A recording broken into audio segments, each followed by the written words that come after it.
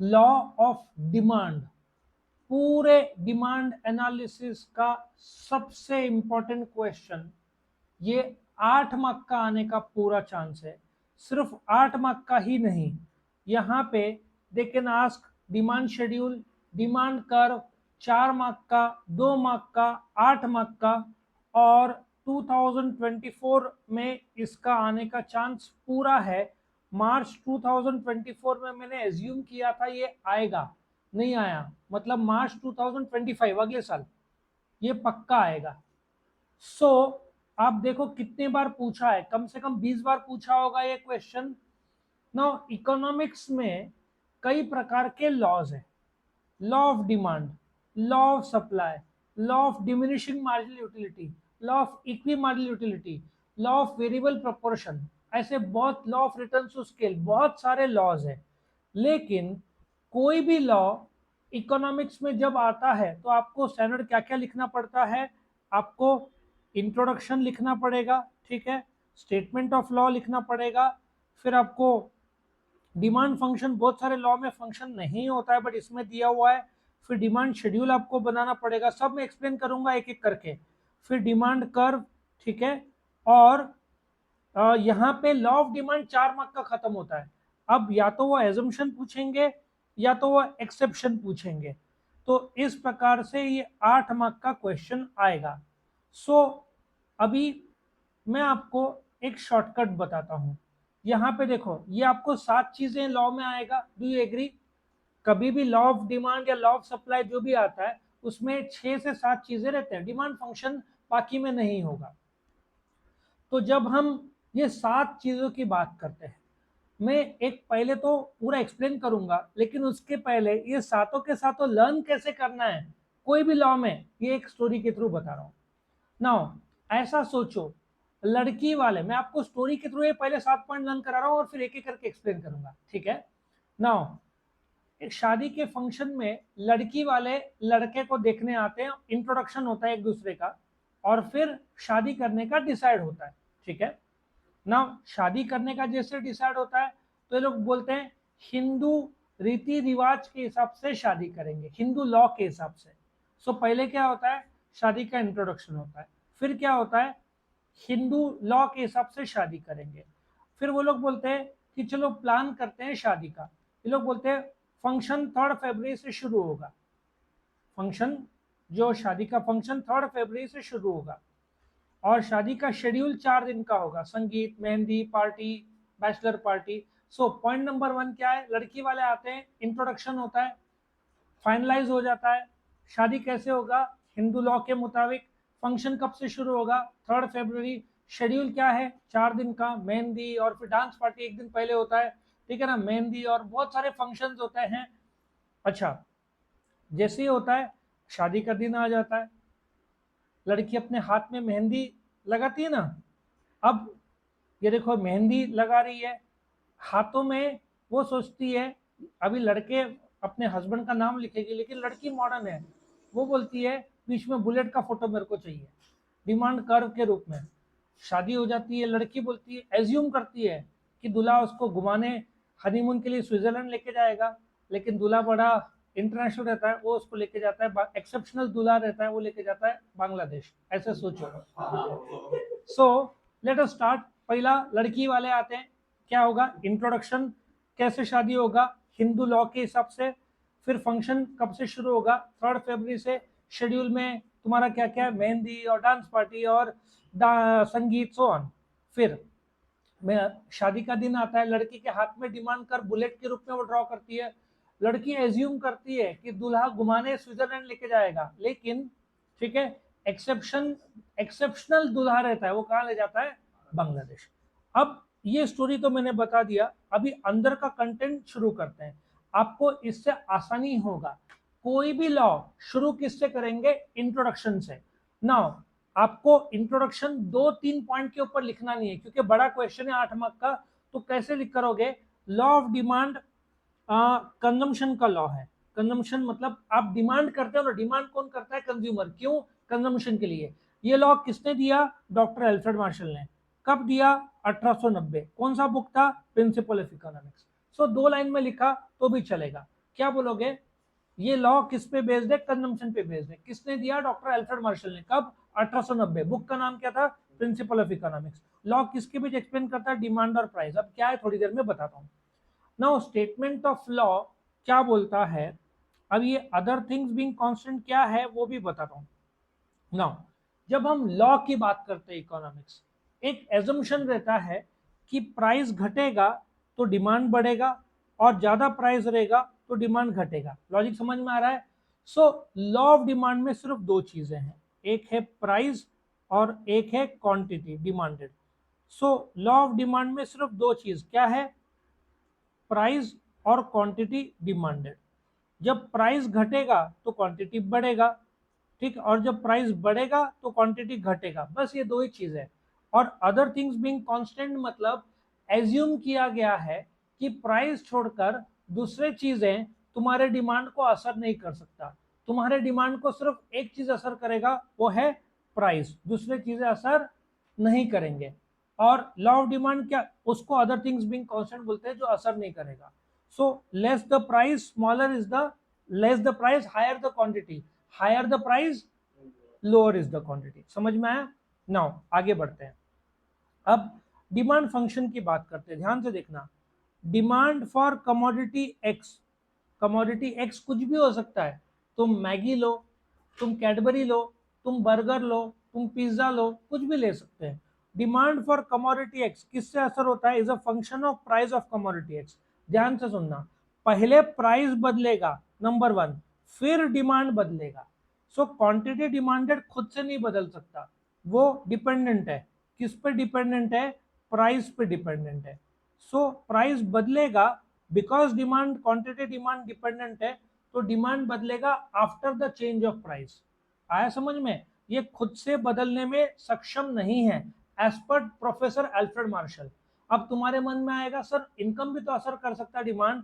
इन्होंने क्या शब्द यूज किया है? अदर थिंग्स बीइंग इक्वल, मतलब सिर्फ एक चीज मेरे क्वांटिटी डिमांड को असर करेगा और वो है प्राइस। क्या दूसरे चीजें असर कर सकते हैं? नहीं, क्योंकि उनको न्यूट्रल कर दिया है अदर थिंग्स बीइंग कांस्टेंट। इसको सेटरिस पैरिबस या एजम्पशन भी बोलते हैं। और थोड़ी देर में एजम्पशन भी आएगा जहां पे उन्होंने देखो प्राइस छोड़कर सब चीज को constant, no change no change no change कर दिया, लेकिन इसमें प्राइस नहीं है, बाकी सब कुछ सेम है। ठीक है, सिर्फ एक चीज बदल रहा है, प्राइस। क्या नहीं बदल रहा है? बाकी सब डिटर्मिनेंट्स ऑफ डिमांड प्राइस छोड़कर। यहां तक क्लियर हुआ? पहले हमने क्या लिखा? इंट्रोडक्शन। किसने दिया लॉ? डॉक्टर अल्फ्रेड मार्शल ने। कब दिया? 1890। बुक का क्या नाम था? Principle of economics. ठीक है, और तुमको डिटेल चाहिए तो अल्फ्रेड मार्शल का जन्म 1842, डाइड 1924, और बहुत सारे चीजें हैं, दफनाया गया एसेंशियल पेरिस चर्च, लेकिन मैं उतना नहीं बोल रहा हूँ। ओके, स्टेटमेंट ऑफ लॉ ये तुमको रट्टा मारना है, बाकी चीज रट्टा नहीं मारा तो भी चलेगा। डिमांड फंक्शन समझा? डिमांड, हाँ ये रहा, ये 3 लाइन का, ये 3 लाइन का statement of law. So demand function वो अलग से डेफिनेशन है, ये स्टेटमेंट ऑफ लॉ है। ये डेफिनेशन नहीं, ये स्टेटमेंट ऑफ लॉ, दोनों में फर्क है। डेफिनेशन कंसेप्ट का होता है, statement of law, law of demand क्या बोलना चाहता है वो है। अकॉर्डिंग टू बेनम डिमांड का डेफिनेशन था, ये statement of law of demand as per doctor Alfred Marshall. आया समझ में? डिमांड डिराइवेशन, बेटा डिराइवेशन के जो 25 पेज लगेंगे सब बताने, जितना है उतना ही है। ये एमए करना तो बेटा तब आएगा, अभी जितना ही उतना ही रखो। नहीं नहीं नहीं नहीं नहीं, चलो आगे बढ़ते हैं। ठीक है, डिमांड शेड्यूल, अभी इसको रट्टा नहीं मारना है, मैं तुमको एक आसान तरीका बताता हूँ। देखो मेरा finger, demand schedule is a tabular statement which shows relationship between price and quantity demanded. ये टेबल दिख रहा है, demand schedule is a tabular statement, table which shows relationship between, देखो price और quantity demanded आया, number 1। Number 2, when the price is 5 quantity demanded is 10 हुआ दूसरा। तीसरा, when the price is 1 quantity demanded rises to 50। Number 4, this shows that when the price falls demand rises। बस इतना 4 point में लिखना है, इसके ऊपर लिखना नहीं है। 2 मार्क का भी आया तो भी तुम्हारा ये डिमांड शेड्यूल का ये और ये तुम्हारा हो जाता है। ये तो वही है ना सर जो ग्राफ किया था, अभी ग्राफ आएगा जिसको डिमांड कर्व बोलते हैं। देखो 4 पॉइंट में लिखा है। अब डिमांड कर्व तुमको ग्राफ ड्रॉ कर, अच्छा इकोनॉमिक्स में ग्राफ और कर्व एक ही होता है, क्लियर? नाउ डिमांड कर्व इसको तुम करीबन 8 पॉइंट में लिखोगे। कैसे याद रखना है? Number 1, demand curve is a graphical representation of the demand schedule. ये जो तुमको टेबल दिख रहा है ना ऊपर, इसका ग्राफिकल रिप्रेजेंटेशन ये ग्राफ है, नंबर 1। अब मैं रट्टा नहीं मार रहा हूं, मैं कैसे शुरू कर रहा हूं देखो। ऑन द एक्स एक्सिस क्या दिया हुआ है, क्वांटिटी डिमांडेड दिया है, डू यू एग्री। फिर number 3, O is a point of origin. Number 4, on the Y axis क्या दिया है, प्राइस। नंबर 5, डी ये जो है, D is a demand curve which goes downwards from the left to the right. The relationship between price and quantity demanded is inverse, इसको inverse बोलते हैं। और ये जो घसरगुंडी है ये स्लोप है, स्लोप को नेगेटिव बोलते हैं। क्यों नेगेटिव, क्योंकि ऑपोजिट हो रहा है, ये घट रहा है तो ये बढ़ रहा है, इसलिए इसको नेगेटिव स्लोप बोलते हैं। 7 से 8 पॉइंट में तुम्हारा बैठ जाएगा। आया समझ में। पहला, demand curve is a graphical representation of the demand schedule. Number 2, on the X axis क्या दिया है, quantity demanded, O is a point of origin. On the Y axis क्या दिया है, प्राइस। फिर demand is a D is a demand curve going downwards from the left to the right. फिर the relationship between price and quantity demanded is inverse and the slope is negative. अच्छा, 4 mark के लिए law of demand पूछा तो यहाँ पे खत्म होता है। आया समझ में। ऑनलाइन सब लोग क्लियर है, यस और नो बताओ। ऑनलाइन, ऑनलाइन क्लियर है, ओके। नहीं, ग्राफ कुछ भी नहीं दिया रहेगा, क्वेश्चन तेरे सामने ऊपर है, ये देखो, ये क्वेश्चन दिया रहेगा तुमको, ये explain the law of demand and right it's assumption, सब तुमको लिखना है, ये पूरा 8 मार्क का क्वेश्चन आएगा, ठीक है। अभी हम एजम्पशन में आते हैं। नाउ एजम्पशन ध्यान से सुनना, क्या एज्यूम्ड है या एजम्पशन से पहले लॉ ऑफ डिमांड कौन से 2 चीज से बनता है, बताओ कौन से 2 चीज से बनता है। पहले हमेशा प्राइस होगा, फिर क्वांटिटी डिमांडेड होगा, do you agree. D short में बोल रहा हूँ। सिर्फ प्राइस बदलेगा तो फिर क्या बदलेगा, quantity demanded, quantity demanded short में बोलते हैं। हाँ, डी कर भी बोलते हैं ग्राफ में। नाउ एजम्पशन में प्राइस छोड़कर क्या दूसरे चीजें असर कर सकते हैं, द आंसर इज नो। क्यों, क्योंकि एजम्पशन किया है प्राइस छोड़कर बाकी चीजें मेरे डिमांड को असर नहीं करेंगे। देखो, सब असर नहीं कर रहे हैं। अब आप बोलोगे सर एजम्पशन याद कैसे करें, 10 पॉइंट्स 10 सेकंड के अंदर लर्न हो जाएगा। मेरे डिटर्मिनेंट्स ऑफ डिमांड के वीडियो में मैंने एक मैकडॉनल्ड्स का स्टोरी बताया था, उसी मैकडॉनल्ड्स स्टोरी का मैं एक तुमको शॉर्टकट बताता हूँ, ठीक है। देखो यहाँ पे बता देता हूँ, तुम मैकडॉनल्ड्स जाते हो, ठीक है, उसमें पॉइंट नंबर 1 था एज प्राइस, लेकिन सिंस ये प्राइस इसमें नहीं आएगा क्योंकि लॉ ऑफ डिमांड बढ़ता है, तो मैं प्राइस को काट रहा हूँ। ध्यान से सुनना, तुमको अभी के अभी 10 पॉइंट लर्न हो जाएंगे। तुम मैकडॉनल्ड जाते हो, तुम पूछते हो कितने का बर्गर, प्राइस हुआ, फिर वो क्या बोलती है, हमारा क्वालिटी बहुत अच्छा है। देखो पॉइंट नंबर 2 मतलब यहाँ पे 1 हुआ, क्वालिटी बहुत अच्छा है। फिर तुम क्या बोलते हो, मेरे पास इनकम है, कुछ भी बदल नहीं रहा है, नो चेंज नो चेंज। क्यों, एजम्पशन क्या है, कुछ बदल नहीं रहा है। क्या बदल रहा है, सिर्फ प्राइस, प्राइस छोड़कर दूसरी चीजें बदल रहे हैं, द आंसर इज नो। उसको क्या कर दिया गया है, न्यूट्रल, उसको क्या बोलते हैं, एजम्पशन या सेटरिस पेरिबस। उसके 4 शब्द क्या है, अदर थिंग्स बीइंग इक्वल। सो तुम जाते हो मैकडॉनल्ड, क्या बोलते हो, कितने का प्राइस, प्राइस तो इधर आएगा नहीं। फिर वो क्या बोलती है, हमारा क्वालिटी बहुत अच्छा है। तुम क्या बोलते हो, मेरे पास इनकम है। फिर तुम बोलते हो नहीं, वो बोलती है आपका टेस्ट क्या है, ठीक है। फिर फैशन, नो चेंज। फिर आप बोलते हो 2 मिनट 5 मिनट रुकना, एक हम लोग में से एक जन नहीं आ रहा है, सब उसके जगह पे दूसरा आ रहा है, सब्स्टिट्यूट।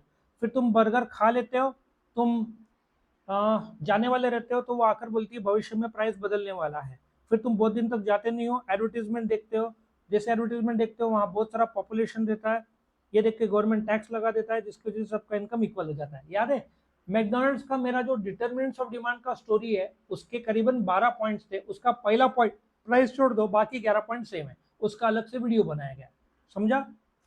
सो एजम्पशन तुमको लर्न करने की जरूरत ही नहीं है, क्योंकि डिटर्मिनेंट्स का प्राइस छोड़कर बाकी के 11 पॉइंट में सिर्फ क्या डाल दिया, नो चेंज, क्योंकि बदलेगा नहीं। क्या बदलेगा, सिर्फ एक चीज, वो है प्राइस, उसकी वजह से क्या बदलेगा, क्वांटिटी। क्या सब लोग क्लियर है, यस और नो। अच्छा, एक्सेप्शन, अभी इकोनॉमिक्स में तुम ह्यूमन साइकोलॉजी की बात कर रहे हो, ह्यूमन साइकोलॉजी कभी भी बदलता है। एक्सेप्शन मतलब जहां पे लॉ ऑफ डिमांड टूट जाता है। देखो कर्व लॉ ऑफ डिमांड का क्या था, ऐसे था, डू यू एग्री। जब प्राइस घटता है तो क्वांटिटी बढ़ता है, इनवर्स रिलेशनशिप था। लेकिन कुछ ऐसे एरियाज है जहां पे प्राइस भी बढ़ रहा है तो भी क्वांटिटी बढ़ रहा है, सो उसको एक्सेप्शन बोलते हैं, exception to the law of demand. Law of demand जहां पे टूटता है उसको हम क्या बोलते हैं, एक्सेप्शंस। ये एक्सेप्शन 4 मार्क का अलग से भी आ सकता है। आपको एग्जाम में ग्राफ ड्रॉ करना पड़ेगा हर जगह पे, ग्राफ के बिना मार्क्स नहीं मिलेंगे। ग्राफ ड्रॉ किया तो 100 आउट ऑफ 100 भी आपको मिल जाएगा। शुरू करूं एक एक करके। Number 1 Giffen's paradox. ये खुद छोटा सा जो पॉइंट है गिफन्स पैराडॉक्स का, ये आपका 2 मार्क के लिए कंसेप्ट के तौर पर पूछ सकते हैं। ध्यान से सुनना। सर रॉबर्ट गिफन एक स्कॉटिश इकोनॉमिस्ट है। उन्होंने पाया, पहली बात तो जो सस्ता गुड्स है ना गरीब लोगों के लिए, उसको इंफीरियर गुड्स या तो गिफन गुड्स बोलते हैं। ये सस्ते गुड्स के लिए लागू होता है। सर रॉबर्ट गिफन ने एक नोट किया कि गरीबों का, सपोजिटली गरीब आदमी है, पाव मिलता है, वो पाव खाता है, 12 रुपए का एक डजन मिलता है। सो सपोजिटली मैं ब्रेड लिखता हूँ, देखो उन्होंने कैसे एक्सप्लेन किया। ब्रेड का प्राइस, ठीक है, एक डजन, 1 डजन का 12 रुपया है। सेलर सोचता है मैं 6 रुपया करूं तो गरीब 4-5 डजन खरीदेगा, ठीक है। अब जो सेलर है 6 रुपया करता है तो आधा कर देता है। नाउ टेल मी, पहले गरीब कितना पे करता था, 12 रुपया, अभी कितना पे कर रहा है, 6 रुपया। उसका कितना सेविंग्स हो रहा है, 6 रुपया। इसको रियल इनकम बोलते हैं। क्या बोलते हैं, रियल इनकम। हाँ, सेलर्स ने प्राइस चेंज किया, 12 से 6 कर दिया। अब गरीब सोचता है मेरा कितना बच रहा है, 6। वो क्या करता है, ये 6 रुपया का जो 6 रुपया का एक डजन जो सेलर ने कर दिया है, वो इसका कंजम्पशन और भी करता है, कम करता है। वो 3 रुपए का सिर्फ 6 पाव खरीदेगा, हाफ डजन, ठीक है, आधा डजन खरीदेगा। अब उसके पास कितना बचा, 9 रुपया। उस 9 रुपए से वो केक खाएगा। मतलब कि गरीबों का ऐसे देखा गया है कि जब सस्ते गुड्स का दाम कम होता है तो वो उसका कंजम्पशन कम कर देता है, और जो जिंदगी में एंजॉय नहीं किया, केक या थोड़ा लग्जरी, अब वो उसमें जाएगा। लेकिन उल्टा भी इफेक्ट देखा गया है। यदि ब्रेड या पाव वाले ने 15 रुपया का डजन कर दिया, प्राइस 15 रुपया कर दिया, तो वो जो एक्स्ट्रा खाता था, एक्स्ट्रा चाय पीता था, अभी छोड़ना पड़ेगा क्योंकि पाव के बिना तो जी नहीं सकता, तो वो सैक्रिफाइस करता है दूसरे चीजें और पाव का कंजम्पशन बढ़ा देता है। इस कंसेप्ट को गिफन्स पैराडॉक्स क्या बोलते हैं। और ये सारांश क्या है गिफन्स पैराडॉक्स का, कि यदि प्राइस सस्ते गुड्स का कम हुआ तो उसका कंजम्पशन भी कम होता है। देखो प्राइस कम हुआ तो उसका कंजम्पशन भी कम होता है, और प्राइस बढ़ा जो ड्रॉ किया हुआ है तो उसका कंजम्पशन बढ़ता है। इस कंसेप्ट को गिफन्स पैराडॉक्स बोलते हैं, सस्ते गुड्स को गिफन गुड्स बोलते हैं। क्या सब लोग क्लियर है यहाँ पे। दूसरा, प्राइस इल्यूजन। नाउ तुम एक दुकान डीमार्ट में जाओ, तुमको एक व्हाइट शर्ट 100 रुपए का और एक व्हाइट शर्ट 500 रुपए का, तुम नॉर्मली कौन सा खरीदोगे। ह्यूमन साइकोलॉजी ये है 100 रुपए, लेकिन एक मन में तुम्हारे क्या आएगा, 500 रुपए वाला ज्यादा अच्छा होगा। सो कई बार ज्यादा दाम है तो लोग सोचते हैं अच्छा होगा, इसलिए सस्ता क्यों लेने का। सो प्राइस इल्यूजन में लोग रहते हैं कि चलो एक बार का लेंगे तो अच्छा लेंगे। तो हो सकता है तुम 100 के बजाय 500 रुपए का लो, तुम बोलोगे 100 रुपए टिकेगा नहीं। तीसरा, क्वालिटेटिव चेंजेस। ना कुछ प्रोडक्ट्स ले लो, सोनी बाकी से थोड़ा ज्यादा होगा, टोयोटा बाकी से थोड़ा ज्यादा होगा, होंडा बाकी से थोड़ा ज्यादा होगा, बोस बाकी से बहुत ज्यादा है। ऐसे बहुत सारे चीजें हैं जो क्वालिटी वाले प्रोडक्ट्स है, बाकी से थोड़ा सा ज्यादा है, लेकिन तुम फिर भी पे करके लेते हो क्योंकि तुमको पता है ये क्वालिटी है, ये टिकेगा। आया समझ में, इसलिए ज्यादा दाम है फिर भी तुम ले रहे हो। लॉ ऑफ डिमांड टूटता है, कम दाम में ज्यादा लेना चाहिए, बट ज्यादा दाम में भी तुम ले रहे हो। अच्छा, 14 चौथा नंबर, हैबिचुअल गुड्स। वो गुटखा आता है ना, कौन सा, विमल, क्या आता है विमल। विमल का दाम कितना है भाई, कितना है, 10 रुपया, 20 रुपया, 20 रुपया पकड़ लो, दाम उसने 50 रुपया कर दिया। 10 रुपया पकड़ो, 10 रुपया ना, उसने 20 रुपया कर दिया। हैबिट है भाई, सार्थक को पता होगा। 10 रुपए का 20 रुपया लोग लेंगे, अब वो स्प्राइट पीता है। मतलब वो इतने भी सस्ते नहीं करता है। सो 10 रुपए का 20 रुपया कर दिया तो क्या होगा, लोग ज्यादा लेंगे, नहीं ज्यादा नहीं लेंगे, फिर भी दाम बढ़ गया। अच्छा, प्राइस 10 रुपए से 20 रुपए कर दिया, क्वांटिटी में कोई असर नहीं आया, नॉर्मली प्राइस बढ़ा तो क्वांटिटी घटना चाहिए, बट जिसको आदत है वो क्या करेगा, चाय पहले 10 रुपए की थी 12 रुपए की हुई, कुछ फर्क पड़ा सेल में, नहीं। तो हैबिचुअल गुड्स में लोग फिर भी खरीदते हैं। सिगरेट जिसको आदत है 10 का 20 25 30 भी कर दो, लोग पियेंगे ही सिगरेट। अभी कितने 10 12 14 12 रुपया 12 या 14 रुपीज, तो भी लोग लेते हैं क्योंकि हैबिट है तुमको, तो तुम लोग है। कॉम्प्लीमेंट्री गुड्स बड़ा मस्त एग्जांपल देता हूं तुमको, और सिली भी। एक लेदर शूज है, लेदर शूज का पॉलिश आता ना, नाउ टेल मी, तुम वुडलैंड्स का लेदर शूज खरीदने जाओगे, तुमको अच्छा खासा प्राइस मिलेगा, 4000 5000 6000 8000। लेदर शूज बहुत महंगे आते हैं, लेकिन क्वालिटी वुडलैंड्स का बहुत अच्छा आता है। सपोजिटली लेदर शूज का प्राइस बढ़ गया, तो लेदर शूज का सेल क्या होगा, कम हो जाएगा। Do you agree? Price leather shoes का बढ़ गया तो उसका क्वांटिटी में क्या असर होगा, कम हो जाएगा। अब जो पॉलिश वाला है, उसका जो पॉलिश आता है, पॉलिश वाले ने दाम कम कर दिया, एज्यूम करेगा वो कि सेल बढ़ेगा, ये पॉसिबल ही नहीं है। शूज ही नहीं बिक रहा है तो पॉलिश कौन खरीदेगा, शूज ही नहीं बिक रहा है तो पॉलिश किस काम का। लॉजिक समझ में आ रहा है? तो इस हिसाब से तुमको देखना है कि कॉम्प्लीमेंट्री गुड्स कभी कभार लागू नहीं होता, कि जब लोग शूज ही नहीं खरीद रहे तो पॉलिश का क्या होगा। और दूसरा, next example, expectation of future change in price. Now supposedly तुम आईफोन का एग्जांपल ले लो, आईफोन 16 लॉन्च करेंगे सितंबर में। डू यू एग्री?